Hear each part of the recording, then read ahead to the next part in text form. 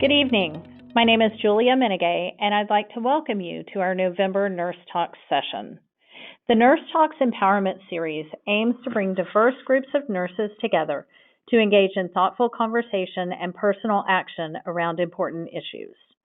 This evening, the topic is substance use disorders and mental health in nursing, and we hope you all enjoy the presentation.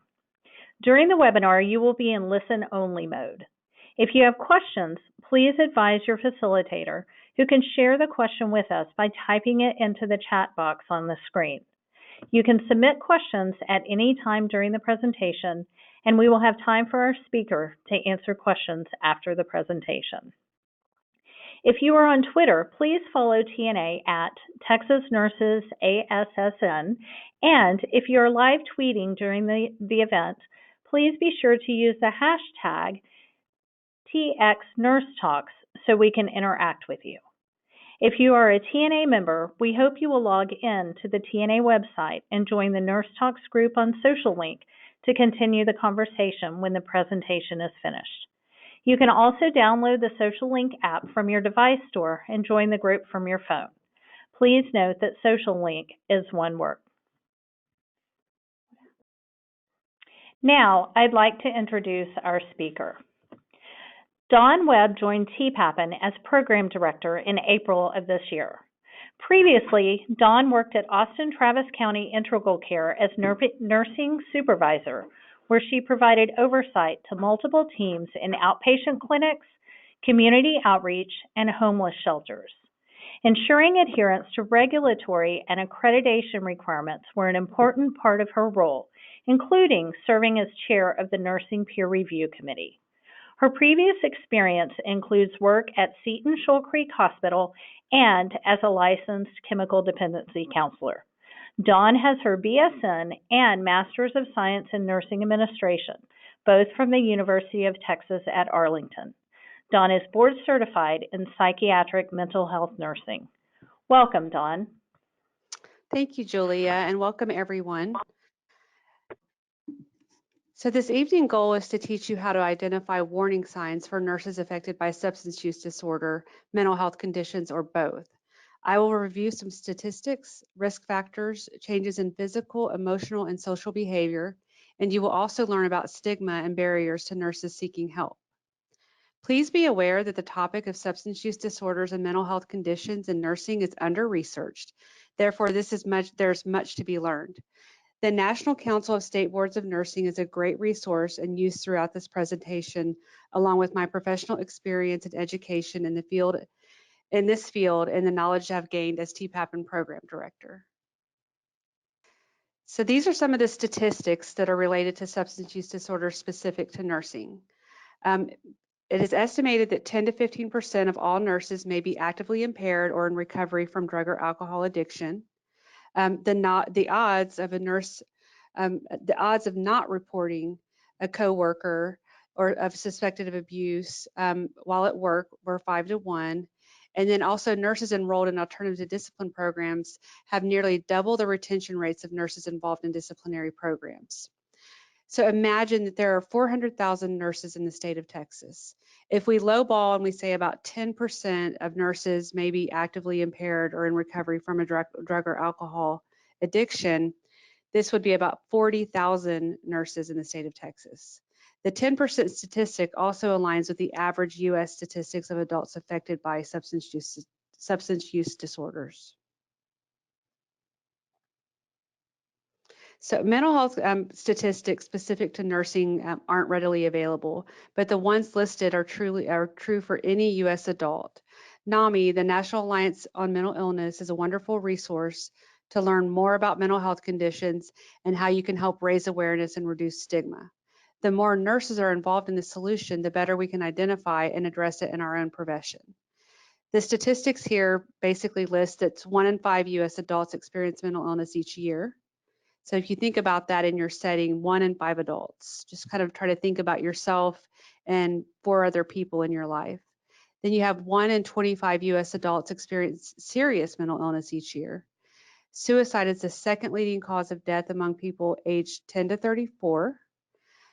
And basically 19.1 1% of US adults experienced mental illness in 2018, and then 4.6 of US adults experienced serious mental illness in 2018, representing about 1 in 25 adults. And then we have about 3.7% of US adults who experience a co-occurring substance use disorder, and that's along with a mental illness. So the statistics pretty much tell a lot. So we want to look at some of the workplace risk factors.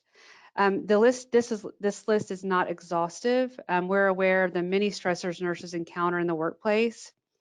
And unfortunately, nurses also deal with workplace violence and bullying. These are two topics that have been getting more attention but still exist and put nurses at higher risk for substance use disorders and mental health conditions. So looking at this slide, we have the risk factors of access, work overload, role strain, lack of support, burnout, poor coping skills, attitudes, enabling, and isolation.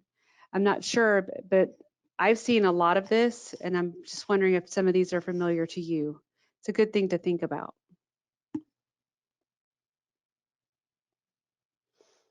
So identifying warning signs and intervening early safeguards patients and helps nurses prevent practice violations.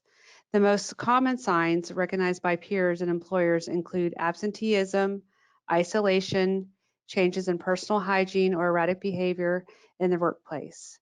So we have the behavioral changes listed here, some physical changes and social changes. I also have a list more specific to workplace warning signs, so we'll look at those. So peers and employers who recognize warning signs should encourage the nurse to self-refer to T Papen before a practice violation occurs, rather than overlooking signs that may lead to patient neglect or harm. So as I go through these different warning signs, I want you to think about, would you recognize these things? And if so, would you report it? Medication and documentation errors, poor charting, many mistakes, large number of wasted narcotics, obsession with narcotics or the Pyxis machine, maximum use of needed pain medication for patients, frequent reports of patients not getting adequate pain relief, altered orders, and dishonesty. So if you saw these warning signs in the workplace, I just really want you to kind of think about whether or not this is something that you would report, or would you just kind of overlook it.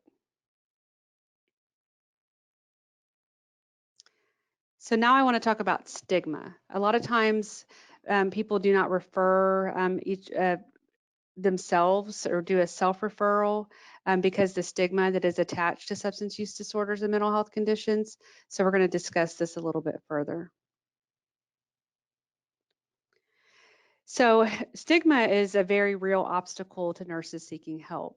I also want to make sure that you all are aware of your own bias and that you take the time to dig deeper into your own feelings on the subject. Substance use disorders do not discriminate.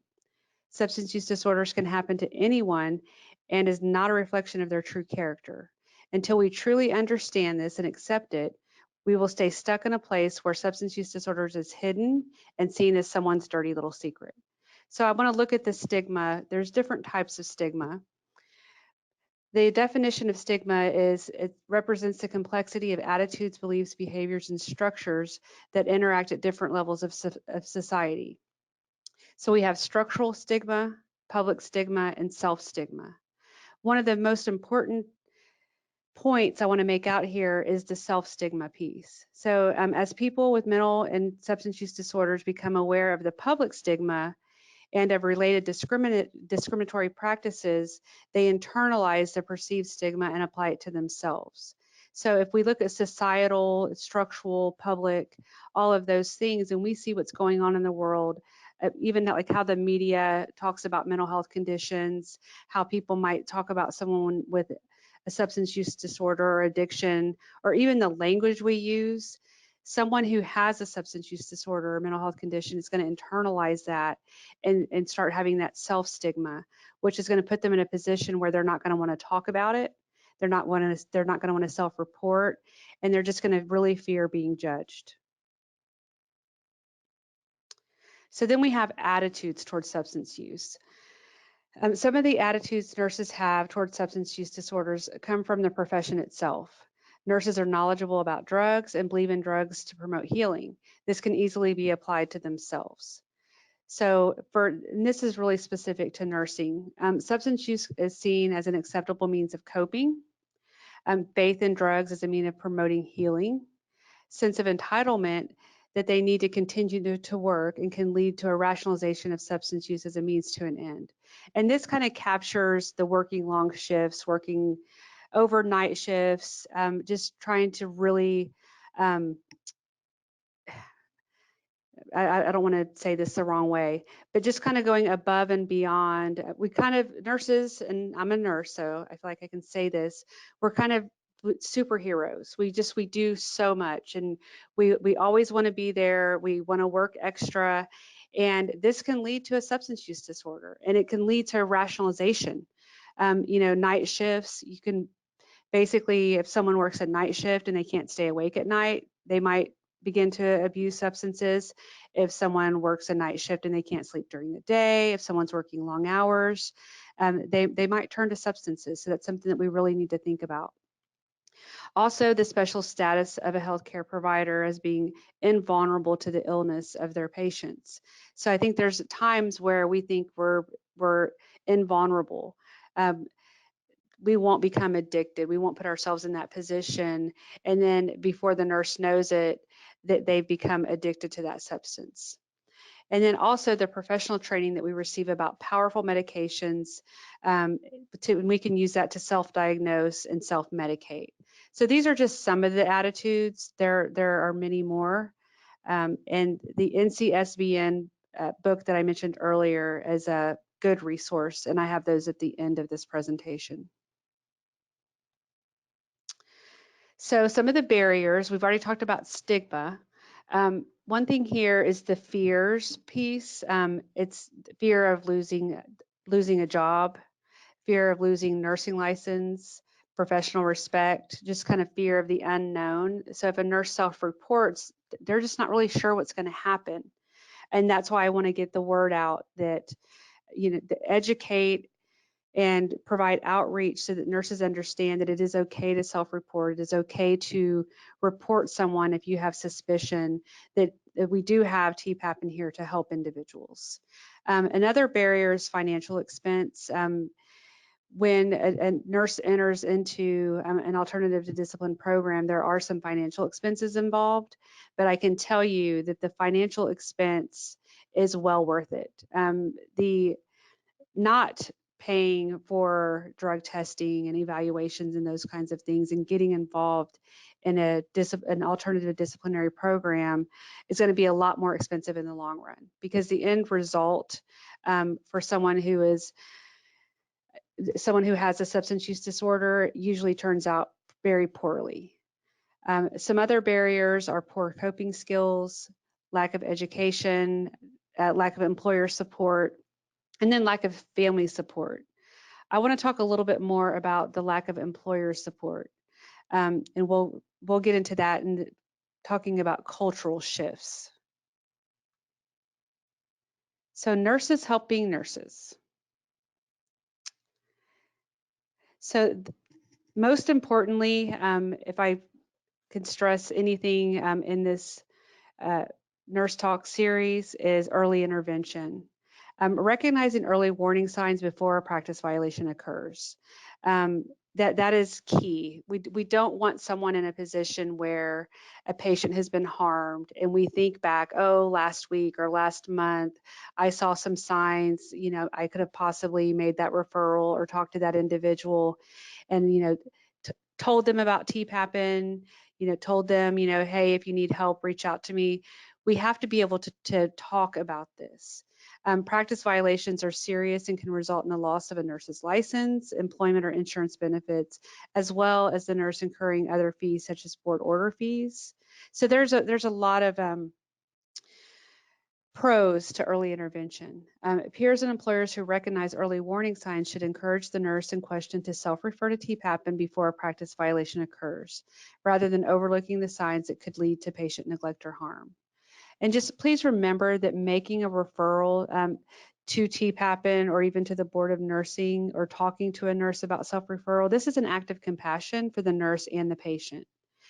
There's nothing wrong with having the conversation. There's nothing wrong with making the referral. It's an intervention, and it needs to be seen as that. So nurses helping nurses, again, that's one of T Papen's slogans. So what is our slogan?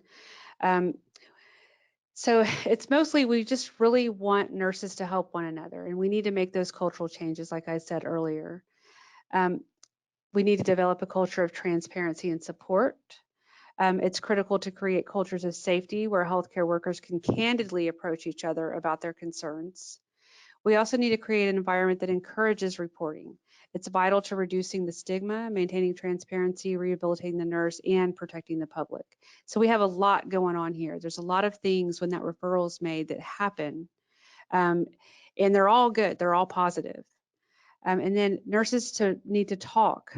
We need to talk a lot more among ourselves. We need to examine the complicit code of silence, kind of the don't talk rule, kind of just keeping things quiet. That's very problematic. And then I also want everyone to think about the Nursing Code of Ethics. So provision 3.6 in the ANA Code of Ethics for Nurses discusses extending compassion and caring to colleagues throughout the process of identification, remediation, and recovery. This provision also discusses supporting the return to practice of individuals who have sought assistance and, after recovery, are ready to resume professional duties. Nurses take pride in being ethical, and we need to make sure that we understand this provision and practice it. I was pretty amazed when I came across this provision and reading it. I really would love for all of you to read this provision 3.6, the ANA Code of Ethics for Nurses. It was very enlightening for me to just to read what it says, and I had to ask myself, is this something I've always practiced? Of course, now that I'm the program director of T Papen, there's a lot of things that I'm doing different. But I had to think back to the time when I wasn't program director and what was my reaction as the chair of a peer review committee when I heard about a nurse abusing a substance. Did I have bias? And I think we really need to ask ourselves that question. A good discussion topic. So help nurses get help. So what could happen if you don't? And why should you be who should you be concerned about? So the Nursing Practice Act for the state of Texas, section 301.402, states that a nurse has a responsibility to submit a written signed report to the board when he or she has cause to suspect wrongdoing by another nurse. Failing to do so is a violation of the act. So again, this goes with, our guiding principles. I talked about ethics, and then now we have, we're talking about the Nursing Practice Act. These are important factors that we have to pull into deciding to report. So peers and employers who recognize early warning signs should encourage the nurse in question to self-refer to T Papen before a practice violation occurs, rather than overlooking signs that may lead to patient neglect or harm. And I know I've said this multiple times, and that's, the whole point is if we can get a nurse to get help prior to something happening, they may not lose their job. They could still have insurance. They might just be able to go out on FMLA while they get help. They can come back to work. It also helps save any type of board order fees, board investigations, those kinds of things. So how to choose. So this is the breakdown on how to choose and the differences between T Papen and the Board of Nursing.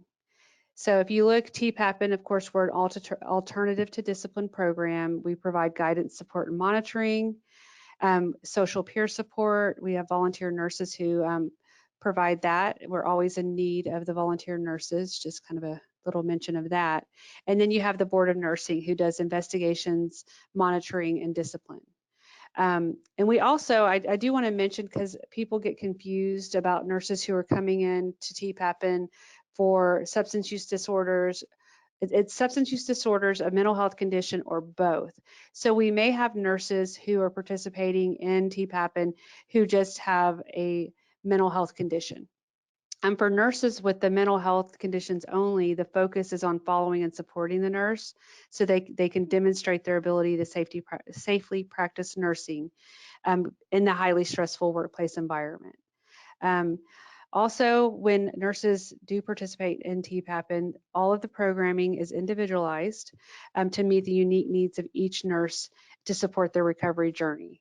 So we do specialize the participation based on an evaluation and very specific diagnostic criteria, the incident that brought the nurse in. So it's very unique to each nurse.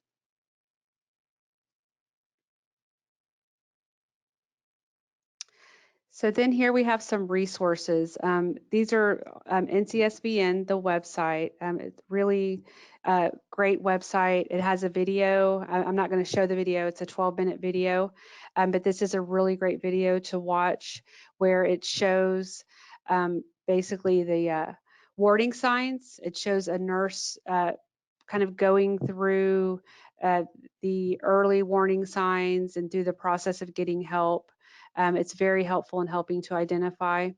Also, these two flyers, the substance use disorder and nursing for the nurse manager and the nurse's guide, these are available on the NCSBN website, also free. They can send you a packet of like 100 of those if you're interested. And then of course they have free continuing education that discusses the substance use disorder in nursing. And then the book that I was referring to, the NCSBN Substance Use Disorder in Nursing book, this book is specific to alternative to discipline programs. And it's really what we have based a lot of our programming on. And it gives a lot of really solid information. So I know this was pretty brief. I do want to take questions if anybody has any questions. I appreciate you being here and listening, and I really hope that you will take the time to think about your bias, think about whether you would report a nurse or not, and just think about being that person, that helping person, that nurse who's helping another nurse. So I am ready for questions whenever y'all are ready. Thank you. Thank you so much, Dawn. That was some great information, and we know that everyone listening really appreciates you taking the time to share this with our audience. We now have time for questions, so facilitators, please submit any questions from your groups through the chat box. First question. You mentioned stigma earlier. Can you explain how T Papen is working to reduce stigma? Yes, something we're pretty proud of. T Papen, along with TNA, we participated in the NAMI Walk to raise funds for mental health awareness and to help reduce stigma. Our small team, we raised about $875. We are going to continue to be involved in NAMI, that's the National Alliance on Mental Illness.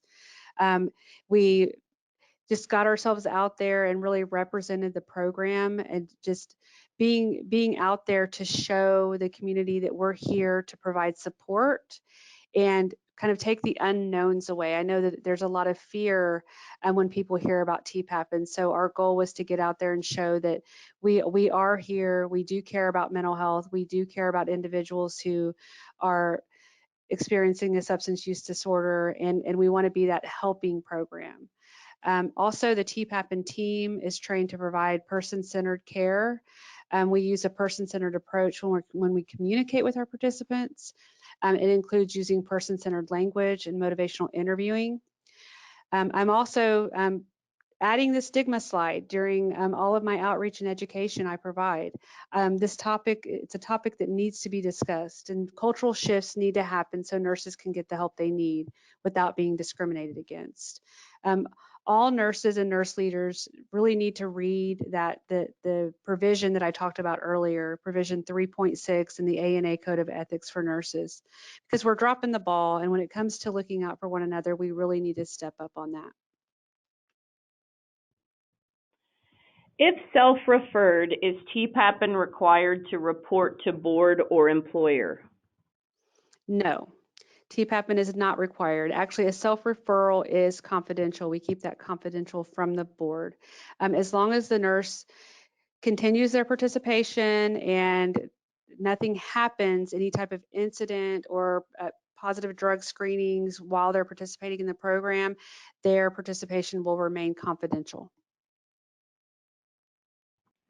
What is the success rate of those entering the program?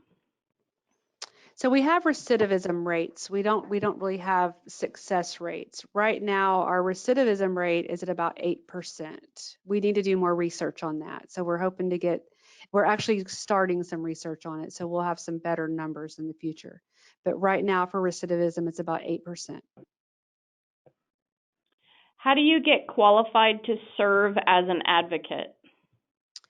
So our advocate program, we actually call them peer support partners now. It's more of a social peer support role. There's really the qualification is that you have an active license in the state of Texas. Well, it can be a retired license also.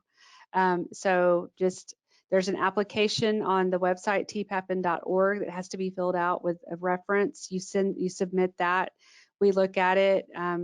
Once it's approved, you'd be informed that it was approved, and then there's a workshop that we ask all new peer support partners to attend. Those are twice a year, and then once the individual attends the workshop, then they can start working with a T Papen participant. The reporting process, how should an RN approach, starting with the chain of command? So for reporting, all organizations have their policies and procedures. Of course, you have your chain of command, and you would want to talk to the nurse manager. The key is to make sure that if you do report within your chain of command, you tell a nurse supervisor or whoever that you believe this person has been using substances or has something going on. It's still your responsibility to make the report. One thing that I found in peer review is that people would say, well, I reported it to my supervisor, but then a report never happened. We are still obligated to make that report. So unless you're sure that whoever you reported it to has made the report to T Papen or the Board of Nursing, it would be wise to go ahead and make that report on your own. Can you share how not reporting can affect not only the staff, but the leadership team and the organization? Not reporting, wow. Well, I mean, patient safety, number one. And I mentioned early kind of that dirty little secret. It's kind of like the work environment, the culture. If someone is not reporting, if everybody's just kind of overlooking this individual who has some obvious things going on, I think it's really hard on morale. As a leader, I would think that would be, for me, if I wasn't doing my job by making sure that my team is healthy, I would imagine it would hurt my team's morale. It would also kind of make me wonder, if I were a staff member who had a leader who wasn't reporting, I would just wonder how invested they were in the patient safety piece and how invested they were in their nurses. I mean, when you report, it's an act of compassion. It's not a bad thing. When you report, you're helping a nurse get better. You're starting the healing process. So by not reporting, it's almost like we don't care. Like, okay, you're not healthy, you're not good, but I'm not going to report you because I need you to work, or I don't want to get involved in T Papen. We have to make that report. It's just the environment would be very dysfunctional. How does the BON decide to offer confidential versus public T Papen? That question really needs to be directed straight to the board because that's a board order process. So nurses do come into T Papen on board orders, and that is negotiated with the board prior to the referral to T Papen. How does T Papen determine a nurse being treated for a mental illness is safe to practice? So we have evaluators that work with our nurses. So if someone is affected by a mental health condition, they would get an evaluation. There would be recommendations of whether, therapy, if they're on medications, there'd be some medication management going on. And then there would be a fit for duty, like a release from the participants, therapist, doctor, physician, whoever they're involved with, just showing that they're stable enough to return to work. Are there successful strategies for encouraging nurses to self-report? Successful strategies. So I think mostly the most important thing that for nurses to self-report is to know that if you self-report, and self-reporting is hard. Nobody wants to admit like that they have anything going on with them. I know none of us like that. So self-reporting it's a big, it's huge, and it's something that we need to really let nurses know that we're trying to empower them to self-report. So by self-reporting, it stays confidential from the board. Um, Usually, if you're self-reporting, it means you're intervening early enough where hopefully a practice violation has not occurred, where you still have a job, still have health insurance. Health insurance can help pay for the evaluation, because that financial barrier is one of the issues with people participating in T Papen. And if you can avoid losing your job and you can maintain insurance, then you can avoid that financial barrier. Also, if you self-refer, then hopefully the board, you won't be referred to the board at any point in time, because if you're referred to the board, there's board order fees that can be up to $500 if you end up coming in on a board order. So that early intervention piece, it's just about recognizing that something's going on with yourself, and I need help. I need intervention. I don't want to get reported to the board. I don't want something bad happening at work. Therefore, I need to go ahead and take this step, because all of these positive outcomes can happen if I do it.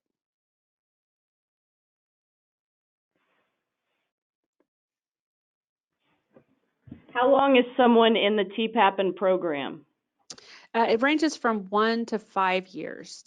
Like I said earlier, the programming is individualized, so it's just based on a lot of different factors. So 1 to 5 years.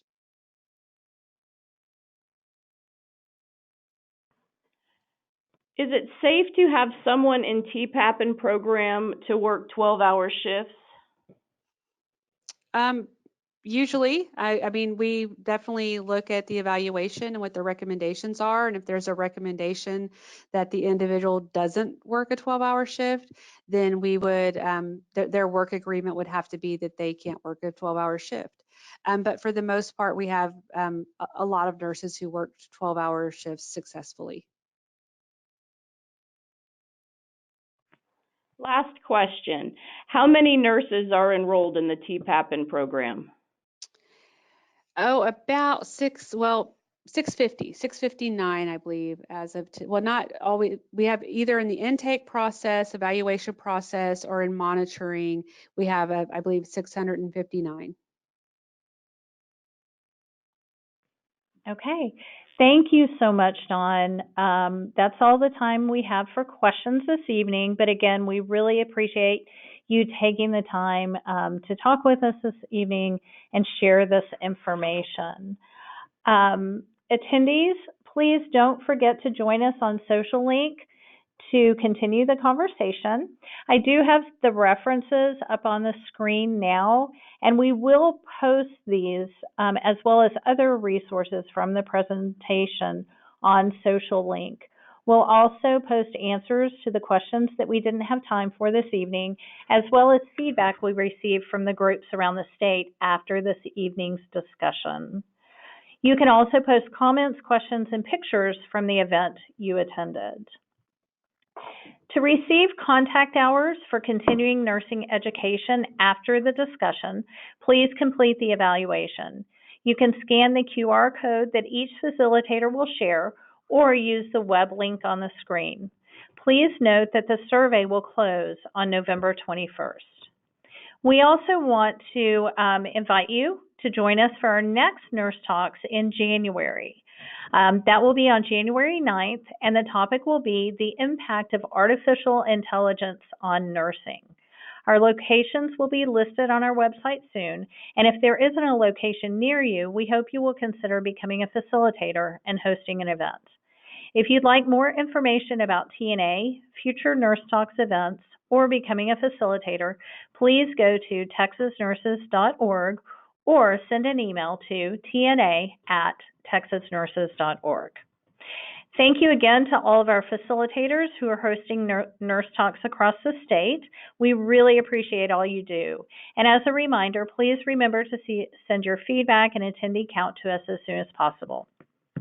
Again, thank you all for attending, and we hope you enjoyed tonight's presentation. We'll now turn things over to the facilitators to continue the conversation with your local groups.